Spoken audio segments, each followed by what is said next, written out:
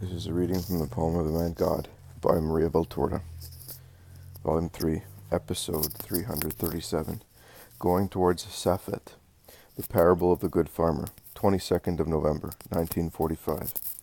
The road to Saphet leaves the plain of Chorazim and climbs a remarkable mountain range thickly covered with trees. A stream flows down the mountain towards the lake of Tiberias. The pilgrims are waiting at a bridge for those who were sent to Merom, and they do not have to wait long.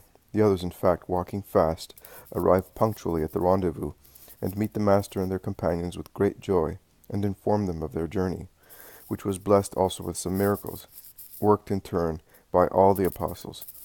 But Judas Iscariot rectifies, with the exception of me, as I was not able to do anything. His mortification in admitting it is painful. We told you that it was due to the fact that we were dealing with a great sinner, replies James of Zebedee, and he explains, You know, Master, it was Jacob, and he was very ill.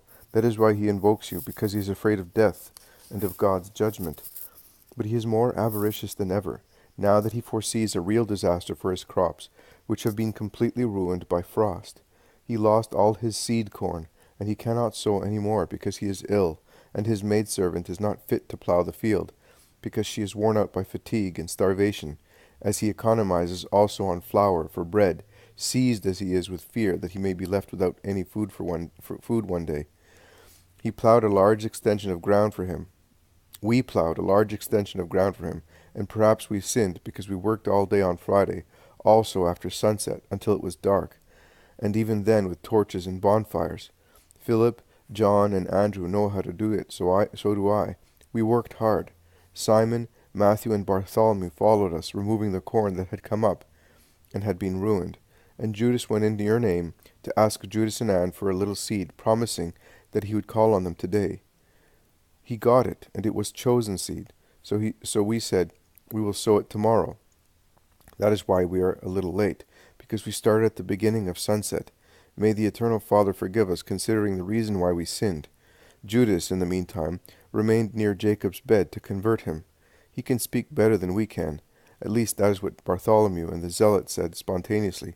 But Jacob turned a deaf ear to all his arguments. He wants to be cured, because his disease costs him money, and he insulted the servant, calling her a sluggard, since he said, I will be converted if I recover. Judas imposed his hands on him to calm him down, but Jacob remained as ill as before. Judas was discouraged and told us, We tried before going to bed, but we did not obtain a miracle. Now Judas maintains that it is because he has lost your favor, as he displeased you, and is now downhearted, but we say that it is because we had in front of us an obstinate sinner, who pretends to get everything he wants and lays down terms and gives orders to God. Who is right? You 7. You have spoken the truth. What about Judas and Anne and their fields? Only slightly ruined, but they have means, and everything has already been repaired, and they are good people. Here, they have sent you this offering and this food. They hope to see you sometime. It is Jacob's frame of mind that is sad. I would have liked to cure his soul rather than his body, says Andrew. And what about the other places? Oh, on the way to Debrett, near the village, we cured a man. Actually, Matthew did, who suffered from bouts of fever. He was just coming back from a doctor who had given him up. We stopped at his house, and he did not have a temperature from sunset till dawn, and he said that he was feeling well and strong. Then at Tiberias, Andrew cured a boatman, who had broken his shoulder falling on the bridge. He imposed his hands, and the shoulder was cured. You can imagine that man. He insisted on taking us free of charge to Magdala and to Capernaum, and then to Bethsaida, and he remained there because there are several disciples there, Timoneus of Era, Philip of Arbela, Ermastius, and Marcus of Josiah, one of those who were freed from the demon near Gamala. Also Joseph, the boatman, wants to become a disciple. The children at Johanna's are very well. They do not seem to be the same. They were playing in the garden with Johanna and Chusa. I saw them. I was there too. Go on. At Magdala, Bartholomew converted an evil heart and cured a wicked body. How well he spoke! He explained that disorderliness of the spirit engenders disorder in the body, and that every concession to dishonesty degenerates into a loss of peace, of health, and finally of the soul. When he saw that the man was repentant and convinced, he imposed his hands, and the man was cured. They wanted to keep us at Magdala, but we obeyed your instructions, and the following morning we went on our way to Capernaum. There were 5 people there who wanted to be cured by you, and they were about to go away as they were discouraged. We cured them. We did not see anybody because we left at once by boat for Bethsaida to avoid questions by Eli, Uriah, and companions at Bethsaida. But Andrew will tell your brother. But Andrew will tell your brother. But Andrew, will you tell your brother? Concludes James of Zebedee, who has spoken all the time. Oh, Master! Oh, Simon! If you saw Margim, you would not recognize him. Goodness gracious! He has not become a girl? Exclaims and asks Peter. On the contrary, a fine young man. He is tall and thin, as he has grown so much. He is wonderful. We could hardly recognize him. He is as tall as your wife and as me. Oh, well, neither you nor Porphyra nor I are palm trees. At most we could be compared to thorn bushes, says Peter, who however is overjoyed at the news that his adoptive son has grown up. Yes, brother, but at the recent feast of the dedication he was still a stunted boy who hardly reached up to our shoulders. Now he is really a young man with regard to height, voice, and seriousness. He has behaved like those plants that stagnate for years, then all of a sudden they become surprisingly luxuriant. Your wife has been very busy lengthening his garments and making new ones, and she makes them with wide hems and flounces at the waist, because she rightly foresees that Margim will grow more, and he is growing even more in wisdom. Nathanael, in his wise humility, did not tell you that for almost 2 months. Bartholomew was the master of the youngest and most heroic of your disciples, who gets up before daybreak to pasture the sheep, split wood, draw water, light the fire, sweep the floors, do the shopping, out of love for his putative mother, and then, in the afternoon, until late at night, he studies and writes like a little doctor. Just imagine, he gathers all the children of Bethsaida together, and on the Sabbath he gives them short evangelical lessons. Thus the little ones, who are excluded from the synagogue lest they should disturb the service, have their day of prayer just like grown-up people. And mothers tell me that it is beautiful to hear him speak, and that children love and obey him with respect and are becoming very good. What a disciple he will be! Well, well, I am moved. My Margim, even at Nazareth. His heroism for that little girl. Rachel, was it not? Peter stops in time, blushing for fear he might have said too much. Fortunately, Jesus comes to his rescue, and Judas is engrossed in thought and inattentive. Or he pretends he is. Jesus says, Yes, Rachel, you are right. She is cured, and the fields will yield a good crop of corn. James and I have been there. The sacrifice of a young child can do so much. At Bethsaida, James worked a miracle for a poor cripple, and Matthew, in the street, near Jacob's house, cured a boy, and today, in the square of that village near the bridge, Philip cured a man with diseased eyes, and John a boy who was possessed. You have all done well, very well. We shall now go to that village on the slopes, and will stop in one of the houses to sleep. And you, my dear master, what have you done? How is Mary? And the other Mary? Asks John. They are well, and they send you their regards.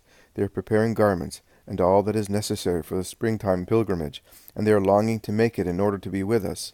Also Susanna, Johanna, and our mother are just as anxious, says John.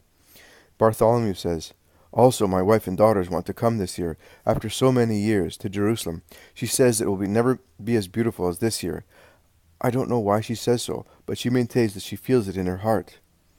In that case, also mine will come. She has not told me, but what Anne does, Mary does too, says Philip. And Lazarus' sisters? You have seen them, asks Simon Zealot. They comply with the master's instructions, and with necessities, but they suffer. Lazarus looks very poorly, doesn't he, Judas? He has to lie down most of the time, but they are anxiously awaiting the master, says Thomas.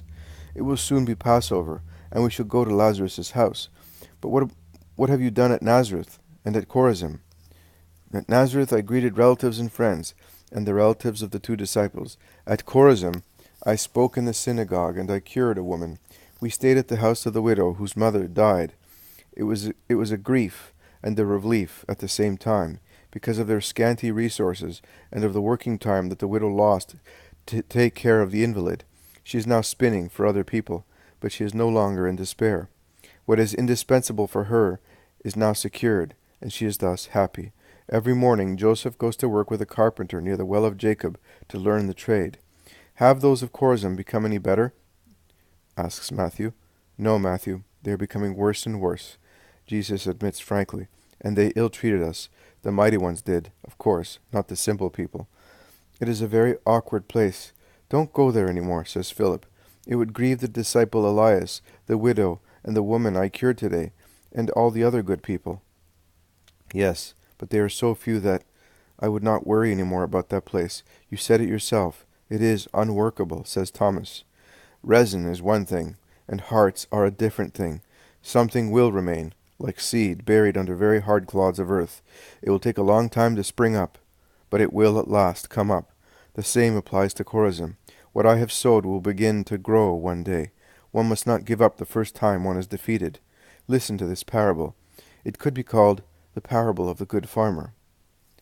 A rich man owned a beautiful large vineyard, in which there were various kinds of fig trees. The vineyard was cultivated by a servant, an expert vine dresser and pruner of fruit trees, who did his work with love for his master and for the trees. Every year, at the right season, the rich man used to go to his vineyard several times to see his grapes and figs ripen and to taste them, picking the fruit with his own hands. One day he went towards a fig tree of very good quality, the only one of that quality in the vineyard. But also on that day, as in the previous 2 years, he found that it was all leaves, without any fruit. So he called the vine dresser and said, For 3 years I have come looking for fruit on this fig tree, and I have found nothing but leaves. It is obvious that the tree has finished yielding fruit, so cut it down. It is useless to have it here taking up room and wasting your time without any profit. Cut it down, burn it, clean the ground of its roots, and put another young tree in its place. In a few years' time it will yield fruit. The vine dresser, who was patient and loving, replied, You are right, but leave it to me for another year. I will not cut it down. Nay, I will dig the ground with greater care. I will manure it and trim it. It may yield fruit again. If after this last trial it does not bear fruit, I will comply with your desire and cut it down.